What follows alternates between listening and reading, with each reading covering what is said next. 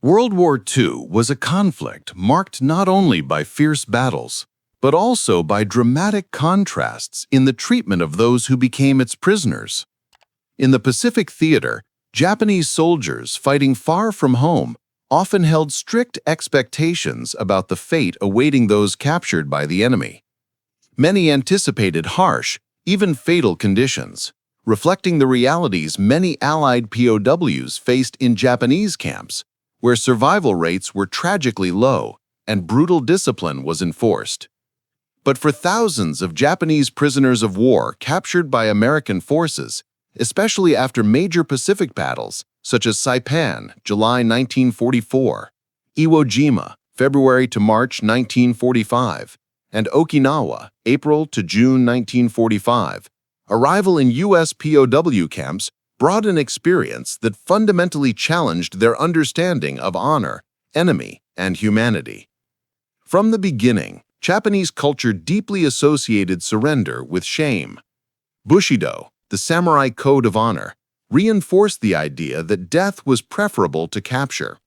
As a result, many Japanese soldiers fought to the last man, and many commanders ordered mass suicides rather than surrender to Allied troops. American forces expected fierce resistance and were often surprised by those who did surrender, sometimes wounded, isolated, or driven by sheer desperation. Upon capture, Japanese POWs were typically transported thousands of kilometers across the Pacific, sometimes first to camps on Guam or Hawaii, then onwards to facilities within the continental United States. By 1945, more than 5,000 Japanese POWs were held in American camps, compared to hundreds of thousands of German and Italian prisoners. Their numbers were small, but their experiences left a lasting social and cultural impact.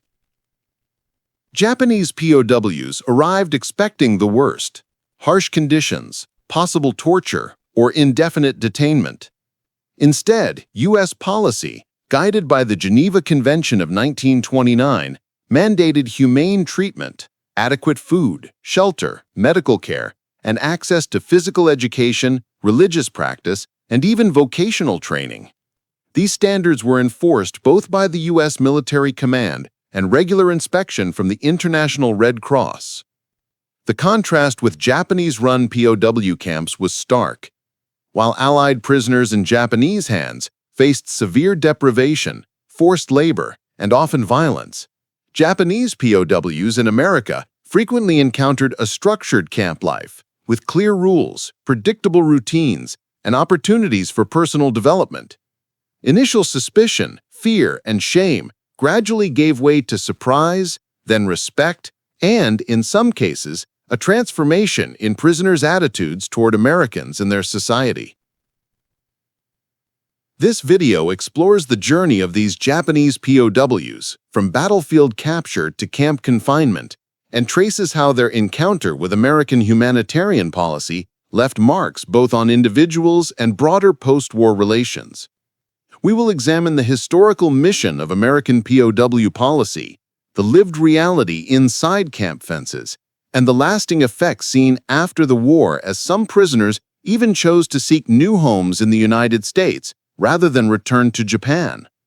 Through the lens of anonymous collective experience and documented incidents, we trace how transformative encounters between enemies can rewrite history's harshest expectations. The capture of Japanese soldiers by American forces marked a pivotal moment in the lives of those individuals and in the conduct of the Pacific War. Throughout the major island battles of 1944 and 1945, the high-intensity fighting often resulted in significant numbers of Japanese soldiers taken prisoner, though many commanders had forbade surrender. The Battle of Saipan in July 1944, for example, was among the first major instances where large groups of Japanese soldiers were forced to surrender, setting a precedent for enemy captivity that would become more frequent with Okinawa and Iwo Jima. Upon capture, Japanese POWs immediately confronted a world foreign to them: legal protections under international law, medical treatment, and a regulated system of camps designed for humane confinement. Initial encounters were colored by cultural shock and disbelief. Many Japanese prisoners expected brutal treatment or death, mirroring the harsh conditions inflicted on Allied POWs in Asia, Instead, they found American soldiers enforcing strict rules forbidding mistreatment, often with officers personally overseeing conduct to maintain lawful standards. Transport from frontline battles to rear area camps began with temporary holding facilities on islands such as Guam or Saipan itself. From there, prisoners were moved by ship or aircraft to mainland United States camps, remote locations across states such as Kansas, Arkansas, and Arizona. These camps were designed not only for containment, but also for rehabilitation and adherence to the Geneva Convention, which the U.S. had ratified, but Japan had not. In these camps, daily routines involved roll calls, work assignments, physical exercise, and recreational activities. The provision of adequate food was a critical point. Unlike the starvation diets Allied prisoners suffered in Japanese hands, Japanese POWs in American camps were provided consistent meals that met or exceeded nutritional standards set by the Geneva Convention. Medical care was equally regulated, with sick prisoners receiving prompt attention and isolation wards to prevent contagious outbreaks. The American military also encouraged educational programs and cultural activities within camps, creating pathways for prisoners to maintain mental health and preserve dignity despite confinement. English classes, vocational training, and religious services were organized, emphasizing respect for prisoners as human beings rather than mere captives. Many prisoners later recounted the psychological and emotional impact of this humane treatment, which challenged their deeply ingrained beliefs about surrender and enemy conduct. Letters and diaries from the period reveal shifts in perception, with some prisoners expressing gratitude and growing awareness of the complexities of the war and the opponent they had faced. The U.S. military's adherence to these regulations was not without challenges. Language barriers, initial distrust, and security concerns required constant negotiation and adaptation. Nevertheless, American camp commanders often took personal pride in upholding standards that distinguished U.S. treatment of prisoners from that suffered by Allied personnel elsewhere in the Pacific. This section highlights how the mission of capturing and processing Japanese POWs evolved from purely military objectives to a complex operational task grounded in legal, ethical, and humanitarian principles. The contrast between prisoner expectations and lived experience in U.S. camps set the stage for broader social impacts that would ripple beyond the war's end. Once Japanese soldiers had crossed the vast distances from battlefronts to detention facilities in the United States, their expectations often clashed with reality. Contrary to their fears of brutality and torture, the U.S. military diligently adhered to the strict guidelines of the Geneva Convention of 1929. This adherence significantly contrasted with the brutal treatment that Allied prisoners experienced in Japanese camps, where starvation, forced labor, and violence were common. In the American POW camps, security and discipline were maintained through strict rules, but also within a framework designed to uphold human dignity. The camps were typically located in remote, rural areas, states like Kansas, Arkansas, and Arizona, chosen for their isolation and ease of security. These sites ranged from farmsteads converted into detention centers to purpose-built facilities with barbed wire fencing, guard towers, and perimeter patrols. The design aimed at containment and humane treatment, with a focus on preventing escapes and maintaining order. Daily routines were structured and predictable. Prisoners participated in roll calls at dawn, followed by work assignments or vocational training sessions, recreational activities, and religious services. Given the cultural importance of honor for the Japanese military mindset, these routines often became moments of reflection, discipline, and even personal growth for many prisoners. The food rations, carefully regulated by American authorities, were considerably better than what Japanese soldiers had anticipated in captivity. Meals comprised rice, vegetables, bread, and occasionally meat, with portions adjusted to maintain physical health. Medical treatment within the camps was another key aspect of humane treatment under U.S. policy. Sick prisoners received prompt medical attention, and quarantine rules were in place to prevent contagious diseases from spreading. Camp doctors, Often military officers or civilian physicians worked to maintain the health and well-being of the prisoners, recognizing their treatment as an extension of American adherence to international law. In addition to physical well-being, the U.S. camp authorities encouraged educational, religious, and cultural activities. Many prisoners attended English classes, which helped them communicate and grasp the new environment more effectively.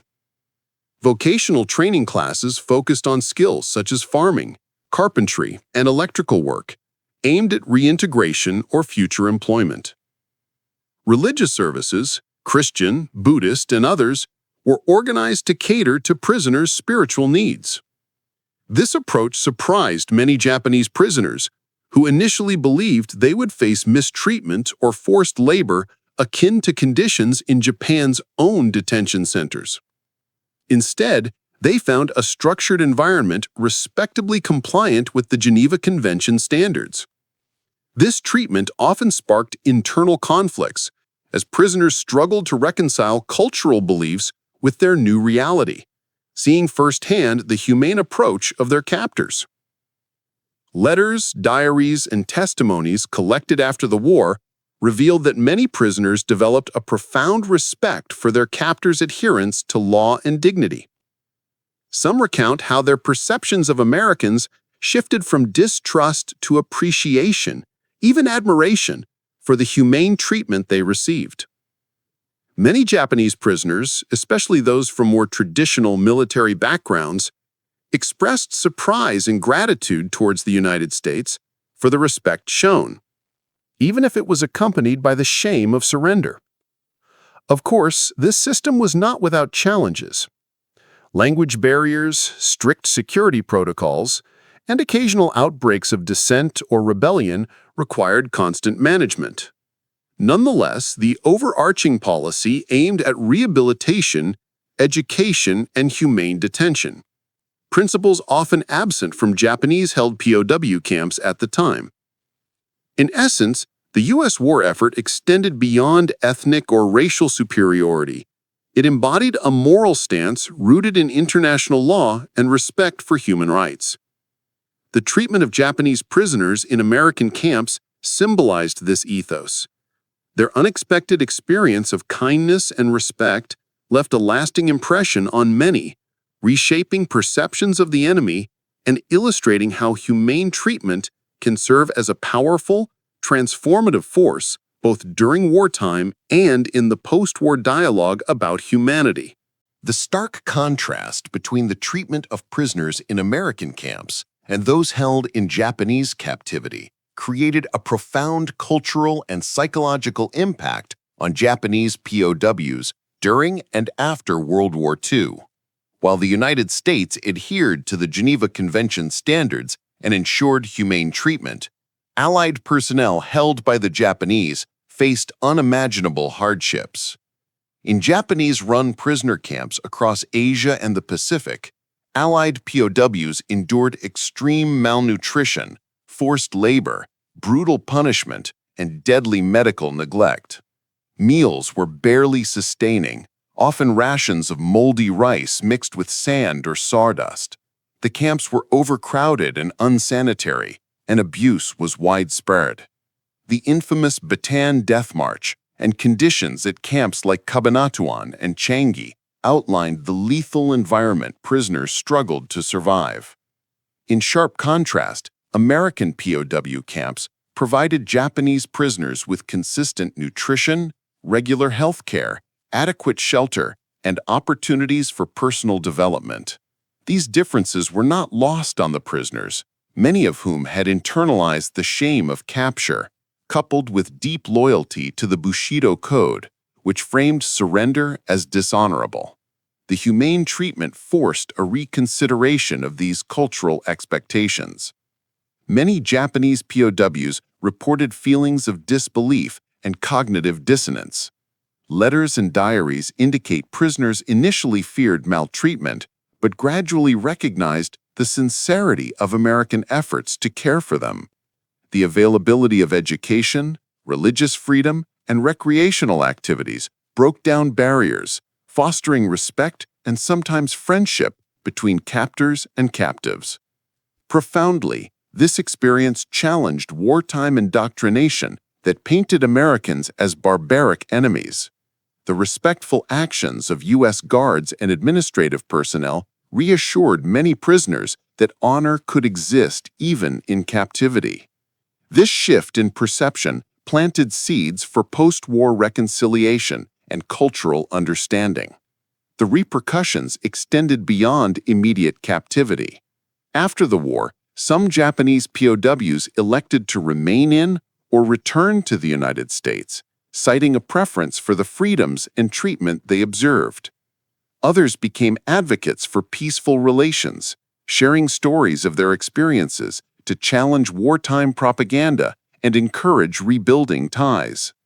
These transformations demonstrated how compliance with humanitarian principles in warfare can transcend military objectives and assist in healing deep-rooted hostilities. The legacy of American POW camp policies became a testament to the power of dignity and respect, even amidst one of history's most brutal conflicts.